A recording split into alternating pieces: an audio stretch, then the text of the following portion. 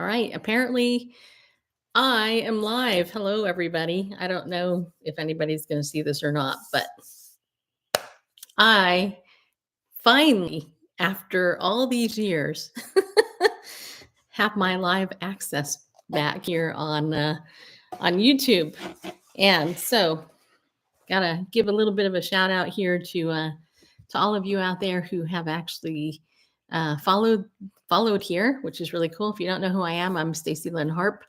I am a certified advanced Christian life coach, former host of Bible News Radio, and I've been a live streamer for 20 years. So I really love the live interaction that I get when I was live streaming a lot. And so here I am on YouTube. And today I just wanted to do a really quick live test stream so I could see how this works. And also give you guys a little bit of a heads up, because tomorrow, Thursday, March 27th, I actually am going to have a new friend come and be my guest on my show. And I want to tell you a little bit about her. So you'll be able to be all excited tomorrow afternoon when I upload the video, hopefully. I'm going to be interviewing my friend Tabitha Westbrook, who is a licensed marriage and family therapist, among lots of other things. And she's also the author of this brand new book, Body and Soul, Healed and Whole. And the subtitle here is An Invitational Guide to Healthy Sexuality After Trauma, Abuse, and Coercive Control. So, and Tabby is here on the back. That's her right there. Wait, there you go. That's her right there. So I'm going to have the blessing of talking to her about her brand new book. And I want to let you know, a lot of the things that I have covered here on this new coaching channel really have a lot to do with the trauma and the abuse that I see happening in the church today as a whole. And in particular, big ministries. This is a big, huge pet peeve of mine. I have lived through my own and survived my own abuse in the church. And I've been in Christian media for 20 years. And I've been on the other side, if you will, in the world of media for such a long time that when I see what's happening today, I have a couple of responses to it. Number one, I have laughter. Because I'm like, hey, it's about time everybody finally woke up and figured this out.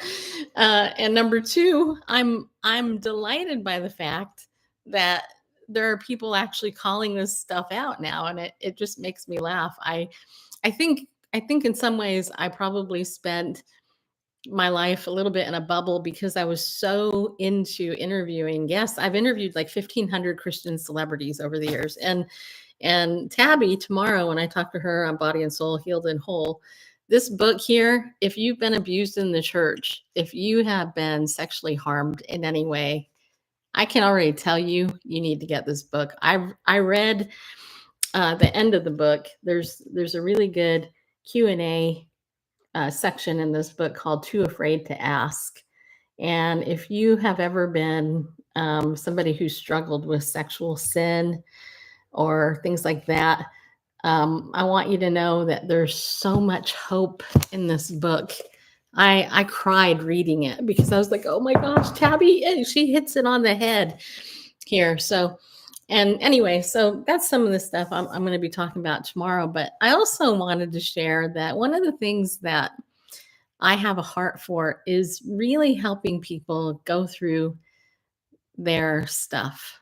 And I want you to know that there is hope. That's actually why I'm having Tabby on the show.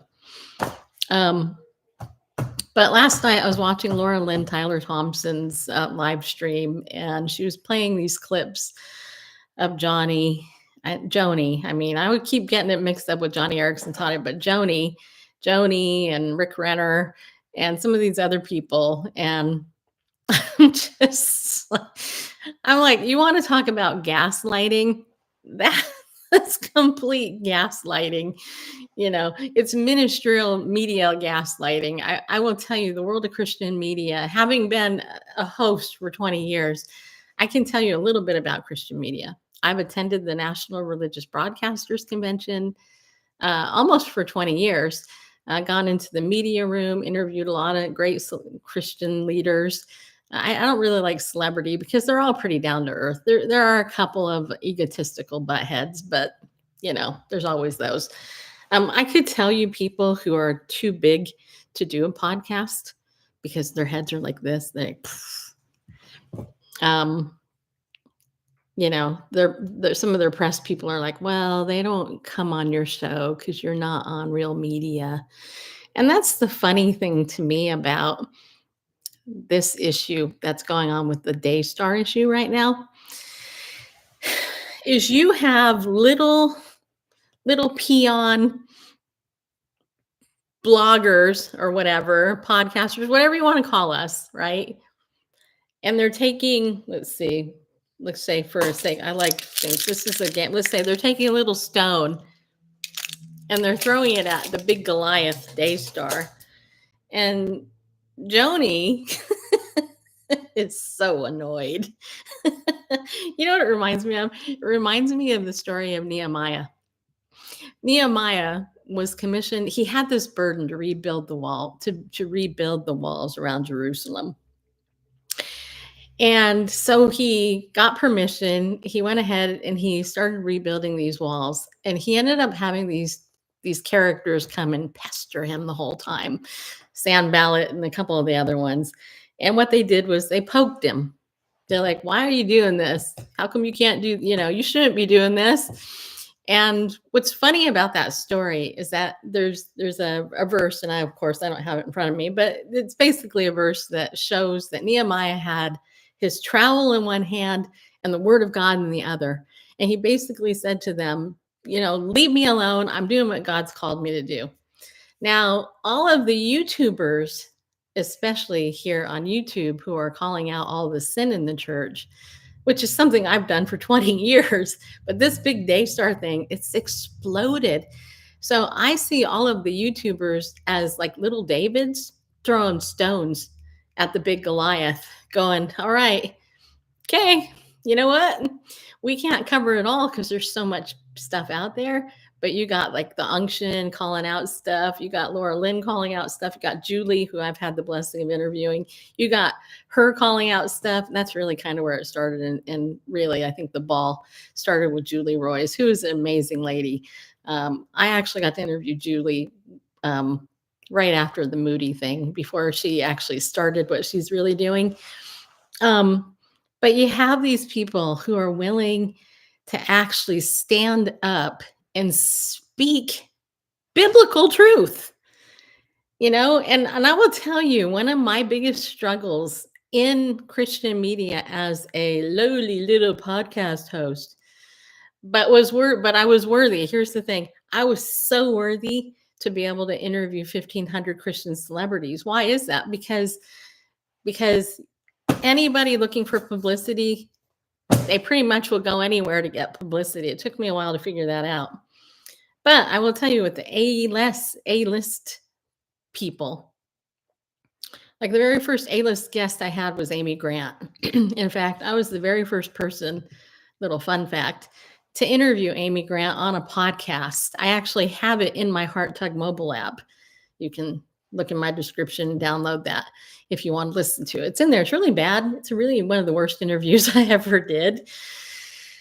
But what I learned was that if it's a big name, they only give you like 10 minutes. If it's a quote, no name Christian celebrity, you might get a half hour. But what's cool about long form interviews, which is what I did, and what actually Laura Lynn and Julie and all those guys are doing now, is that you actually take the time to spend with people. But here's the thing. Just because you spend time interviewing people doesn't mean that they care about you, number one. You're going to make money, number two, because I didn't. And that you're ultimately going to be appreciated by these people. And the world of Christian media is a business. That's the bottom line. business. That's all it is. It's all about money. It's about book sales. And so a lot of the things that people are talking about today, I find funny because it's like, oh, it's welcome to the party. But I also find it funny because I finally found my people. All these people are like me. They're like, oh, we're going to read the Bible and actually do what it says and believe it and go, oh my gosh, you're not higher than me. You're not any better than I am, you know? And yet Daystar, oh my gosh. What, what I'm trying to figure out is when Jack Hibbs is going to leave. I'd like to know when Mr. Pretty Boy Jack Hibbs is going to leave Daystar. That's what I want to know. I call him Pretty Boy because he is a pretty boy. And I'm not completely sure I completely trust Jack Hibbs. And I'm not sure how many people feel the same way as me. Because I have a real issue with people who know what's going on, but they won't leave. It's supporting it by silence. And I don't like that. So last night, though, when I'm watching Laura Lynn, the thing that cracked me up, and I was laughing, I was really laughing when I was watching her live stream last night, was Daystars complaining that little low-life vloggers who get maybe 500 people, 500 lowly people watching them. Joni was calling out the fact that they were doing it for clicks and money. I'm like, hello? Like, you charge $1 gazillion to be on Daystar and you're raking in the millions and billions, and yet you're whining because a little YouTuber is making $5, if that. I mean, give me a break. I mean, you talk about the epitome of hypocrisy. Unbelievable to me. It's not, but it is. But see, this is what happens when you have narcissistic people. And there was something that somebody said yesterday that when I was in the chat room in Laura Lynn's thing, I was slightly annoyed because people are like, well, yeah, all there are narcissistic people out there and all this other stuff. And here's the thing. I'm a trained therapist, but I'm also a coach and I'm trauma informed. And I know a lot about personality and I'm an expert on narcissistic abuse. Here's what I know. You got to be very careful about calling people that. You can say narcissistic traits. Very few people are actually diagnosed with criteria for narcissism. So you have to be really careful about that. I would default and say pride, arrogance, manipulators, these types of people, right? So you have these types of folks like Joni who are complete narcissists, and you would not know that they are because she's a covert narcissist. At least that's what it looks like. I haven't diagnosed her. Right. But we wouldn't know this stuff unless Jonathan and Susie hadn't recorded it. And the fact that they did record it is awesome because they've finally exposed the cockroach that she is. And I will say that because, you can look at her, and here's a tell in case you haven't noticed. When Joni lies, this is what she does. Well, her lips are moving. But aside from that, when she lies, she licks her lips. Watch it. She'll lick her lips. When people lick their lips a lot, it's because they have dry mouth. And that nervous thing, that's a bodily reaction to the fact that she's lying. So when you watch her videos, watch her lick her lips. She does it all the time. And she does it, and she's smooth as a snake when she does it. I've noticed this. That's one thing. But the hypocrisy of it all is what blows me away. Completely blows me away. So Rick Renner, she had on there, and they're blabbing about social media people and how detrimental it is and how they're accusing everybody and blah, blah. And I'm like, yeah. And you people are living in your own castle and you're throwing stones. Like you think that you could get away with everything, but what I can tell you is that they can't and they won't. They will not get away with what they're doing. And it is crumbling right before their eyes and under their feet. And God isn't going to ultimately be mocked. And so I'm really, really encouraged that people are waking up. I'm really encouraged that people are calling out the false teachers. I really, really appreciated the unction the other day.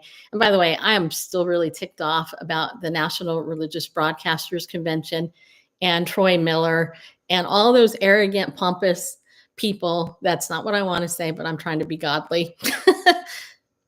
Because I've covered NRB for a long time, and I can tell you there is elitism. Here's one thing. If you've never covered the National Religious Broadcasters Convention as a media person, let me tell you a little bit about how that works. And I'm sure Laura Lynn could tell you. But first of all, you can get into, if you're in the press, you can go ahead, you can get a free pass to NRB. And what they do is they put you on a press list. When you show up, you go into a press area that they designate for press people, right? So I've spent a lot of years in NRB's press thingy. And then what happens is the publicists, they'll have all their guests lined up, often scheduled with you, and you'll just bang out like 30 interviews in one day, which is a lot. And I've done it because I used to do it, and I used to put those interviews on my Bible News radio show. But there are elites, Christian celebrities, who are like above it all, and you can't get near them because they're all that and a bag of chips in their head. But I will tell you in my years covering the National Religious Broadcasters Convention, I met some pretty cool people. And I will tell you that I had an opportunity a couple of years ago. It's probably about 6 years ago. I had the Benham brothers in there, and I was doing press, and the Benham brothers were promoting their new book. And after I got done doing the interview with them, they came over to me and they said, "Stacy, can we talk to you?" I'm like, "Sure." And they're like, "We would like to pray for you." I go, "What?" They're like, we love your heart. We love that you stand up, you expose evil. And because they were persecuted for righteousness' sake. And they said, "We want to lay hands on you and pray for you." I go, "Really? You're kidding me." And they're like, "Yeah." I'm like, "Wow, that's amazing." So me and my husband, we stood in a circle with the Benham brothers, and they laid hands on me and prayed for me. And I was like, "Oh my gosh, I have interviewed 1,500 plus celebrities, and these are the first people who actually offered to pray for me. They actually cared about what I had to say and who I was as a person." And it's interesting because a lot of Christian celebrities, they don't care. They just don't. They care about promoting their book. They care about promoting their brand. And it's all about them. And I've had all these people tell me, "Oh, well, this is how you grow your channel. You do this, you do that." And you interview all these people and they'll promote you. And I'm like, no, that's not how it works. It's not how it works. In fact, I decided I was going to do an experiment, and I decided to leap into the secular world and interview secular people. And I called it "Who in the World?" That was my segment for the show at the time. I called it "Who in the World?" And this is a funny story. I forgot the name of the person, but there was some really famous person in the secular world. And the guy that booked this person, they were like, "We want," you hear my cat? Here's my cat. This is Gideon. "Hey, buddy. How you doing, old cat?"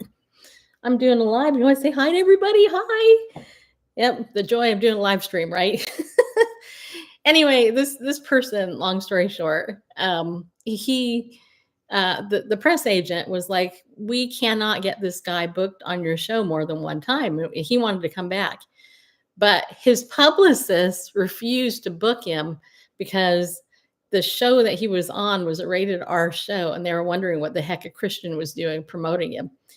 This is why I had the guy on, though. I had the guy on because I was trying to share the gospel with him. And I ended up getting a lot of secular people coming to my channel to share the gospel. But even the secular publicists were like, well, you can't do that. I'm like, why not? It's a segment called Who in the World? Right? This is Gideon. He is, how old are you? He's about 15 and he's got dementia, which isn't good. Huh. Yeah. You're my baby boy. I found this cat underneath my neighbor's house in California. Yep, he was screaming his head off. Yeah, you were. Weren't you? Yeah, you were. Anyway, you go down. Don't scream, okay? Anyway, so I think there's 2 people watching. I can't see who they are or who you are. So if you are watching for real, will you say hi so I can see if this works? Oops, I don't know if I just did something. Wait, am I still in here? I guess I am. Okay, maybe I can say hi. I can type. That works. Okay. Usually my husband did all the other stuff for me before, but anyway, back to my main point of doing this live stream, and that is that I'm humored and I'm encouraged by what I'm seeing with all the different people out there who are speaking out and exposing the false teaching and the false teachers, the false prophets, all that stuff out there. It's about dang time. It is about dang time. But I would have one word of caution.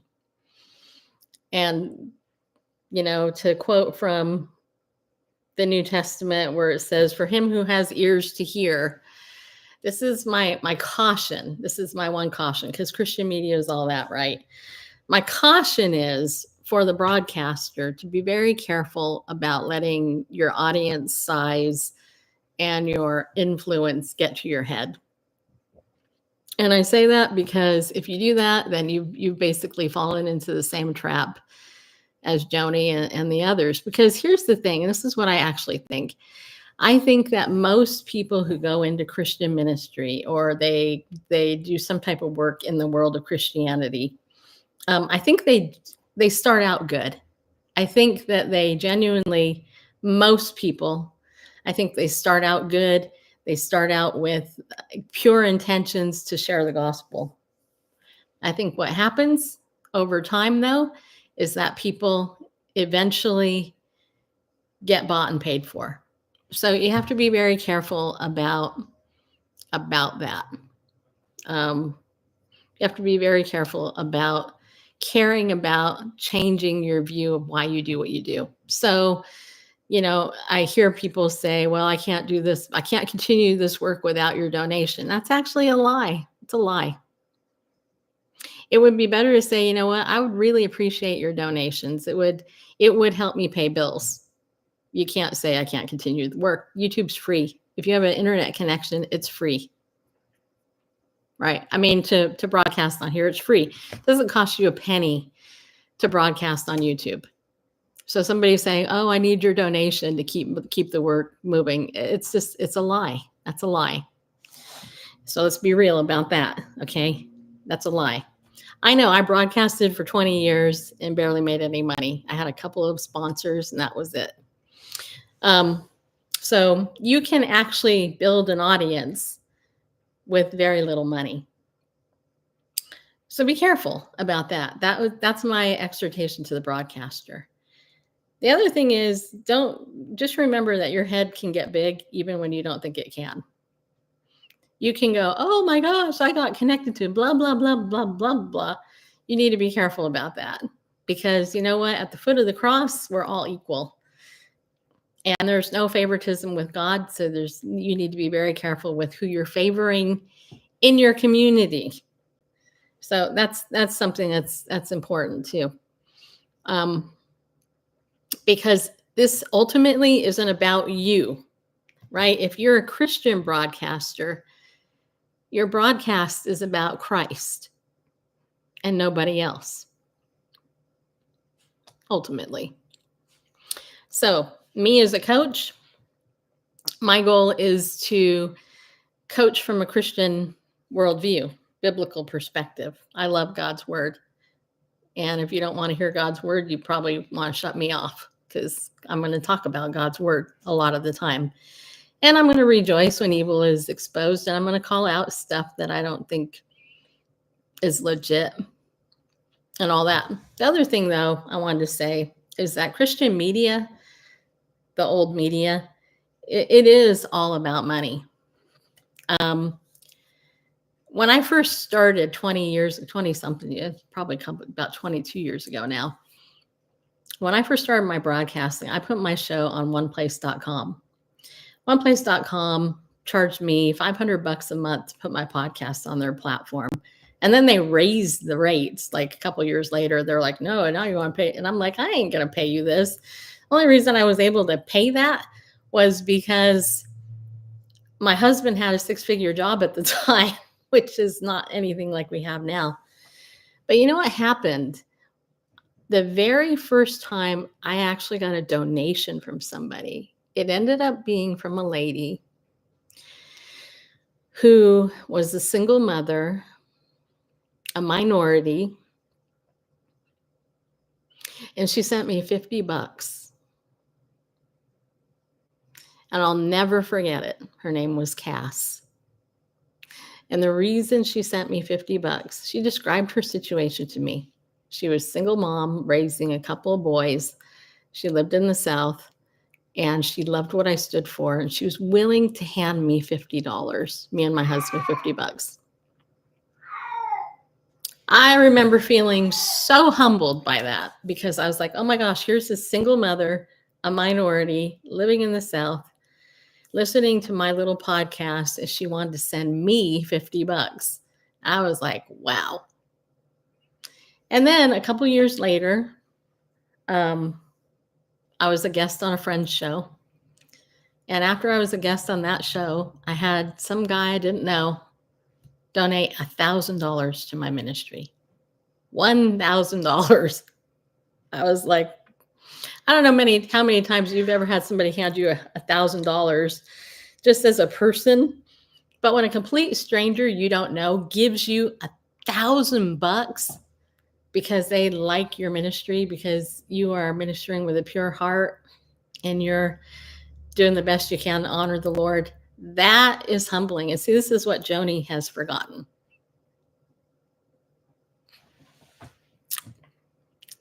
This is what all of these people like Perry Stone, all these guys that are out there fleecing the flock, they're forgetting the person who's handing over their hard-earned money, because most of these hucksters are doing it. I don't know. If I had $1,000 to give to any ministry, which, by the way, I've never given $1,000 to one ministry. I don't have that type of money. But if I had $1,000, could I find a ministry I would consider worthy to give that money to? I don't know. $50, that's not as much. But it's a humbling thing when somebody gives you something out of their wallet. And these people have lost that. They've totally forgotten it. They've totally forgotten people work hard. People have medical bills. People have children to raise. People are single, and they're giving you their hard-earned money. You know, what a bunch of ingrates that would take that money and treat it like they deserve it and they're owed it. You know, to me, that's completely disgusting. I'm not money motivated. Yeah, I need money to live. But I am not money motivated. I'm ministry motivated. And the people in big name Christian ministries, they don't care about the little folk. They just don't. They don't care.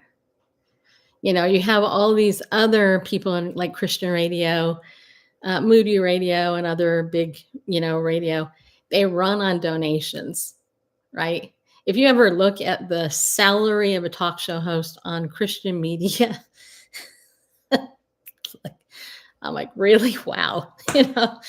Or any type of media. It's like, sometimes it's not that much. Ask Julie. I'm sure it wasn't that much. So Be very careful who you trust.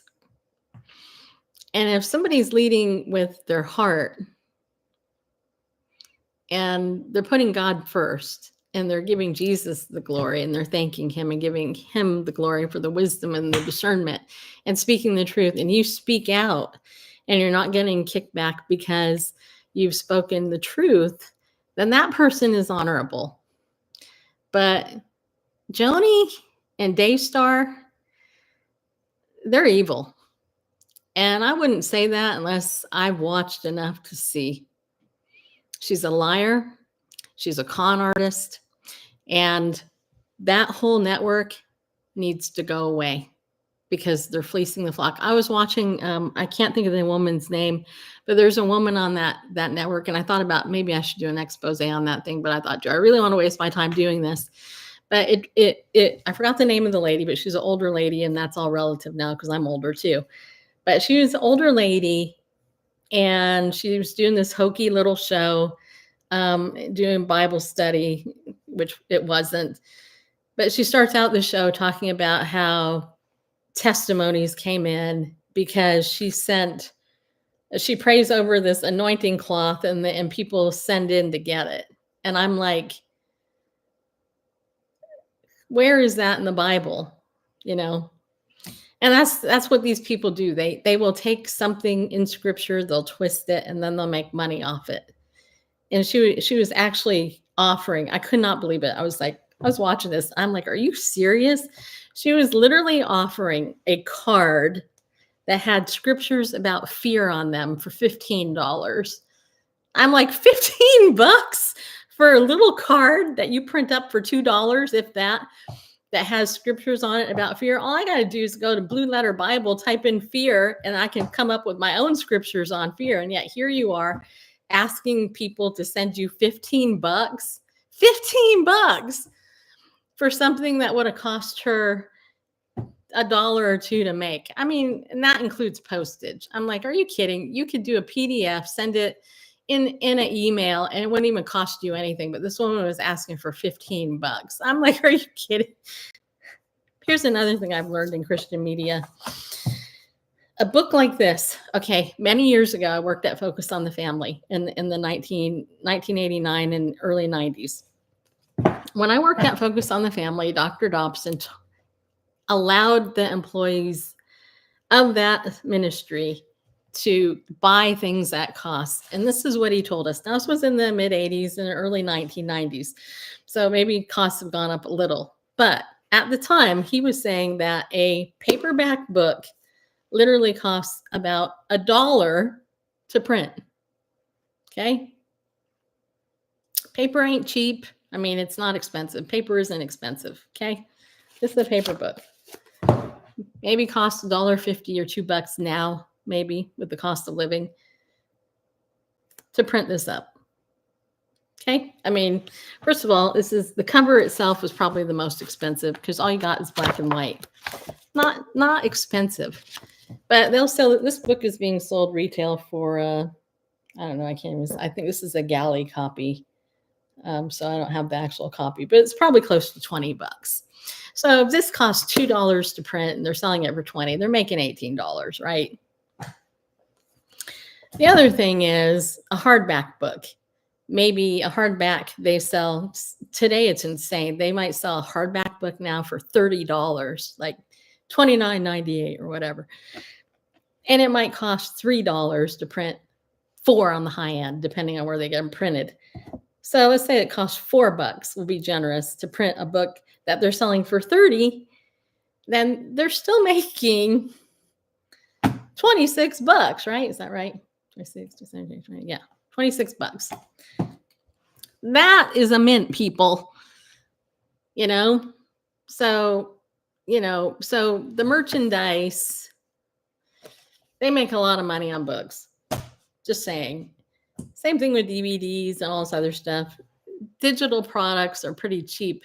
They're already recording it. Like this will be, after I hit end, this will be up. I could download it. I could rip the MP3 out. I could put it on my podcast. It costs me nothing to do that except time.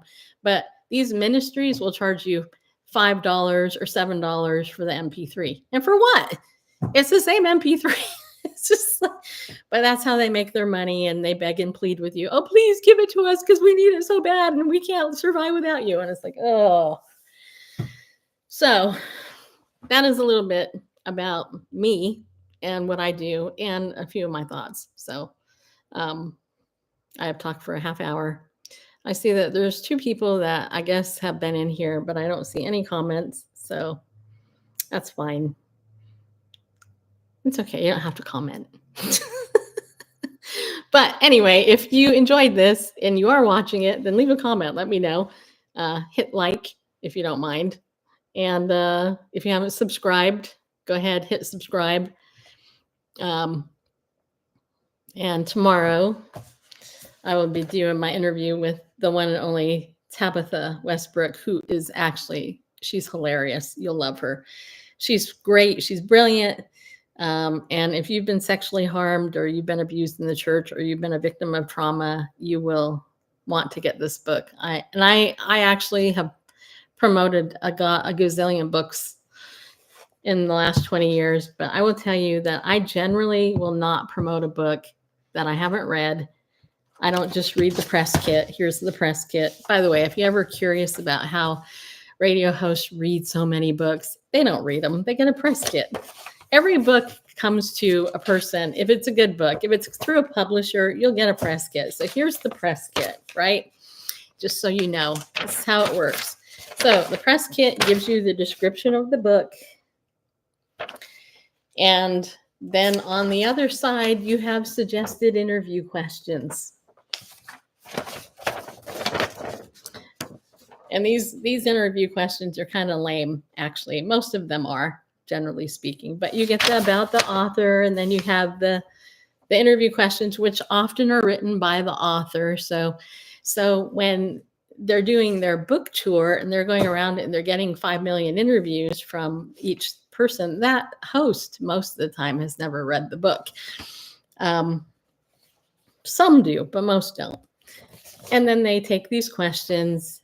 It's called a softball interview. Hey, here's a softball hit. That's how books are sold, people. Ask Laura Lynn. She probably knows. All right. Well, I hope you guys have a good day. And hey, if you're interested in learning more about coaching, I just posted a new video up there in my thingy. I figured that out. And if you want to learn more, then you can set up an appointment with me. If you actually want to talk to me in person, I don't bite. Actually, I do everything online. So you can check that out too. All right. So I am now going to shut this off. And I hope that you have a good day. And I hope you enjoyed this. And now I'm going to see how good the quality is. Let's see. Your stream will stop immediately and you will no longer be live. Yes, I'm going to hit end now.